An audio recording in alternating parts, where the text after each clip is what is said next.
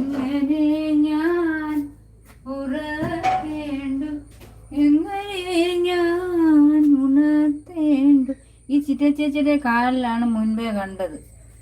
ചിറ്റ ചേച്ചിക്ക് മാത്രമാണ്, എല്ലാവർക്കും കാലുണ്ടോ. നീ ചിറ്റ ചേച്ചിയുടെ കാലത്ത് പ്രത്യേകിച്ചൊന്നും കാണിക്കേണ്ട കാര്യമൊന്നുമില്ല. നീ വെറും മണ്ടൻ. അതിലും നല്ല കാലം എത്ര പേർക്കുണ്ടോ. അവരാരും ഇങ്ങനെ കാലും കാണിച്ചോണ്ടിരിക്കില്ലെന്ന് മാത്രം.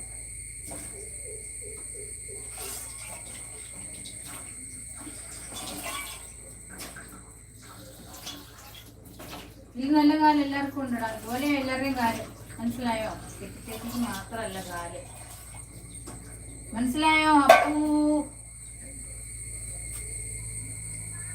പാട്ട് സൂപ്പർ, താങ്ക് യു. പിന്നെ എന്ത് പിന്നെ? ഞാൻ പറഞ്ഞതാണ് ഇതിലും നല്ല കാലം ഞങ്ങളുടെ കാലം. ഈ കാല് കാണിക്കേ ഇത് വേറെ പണിയൊന്നുമില്ലടാ.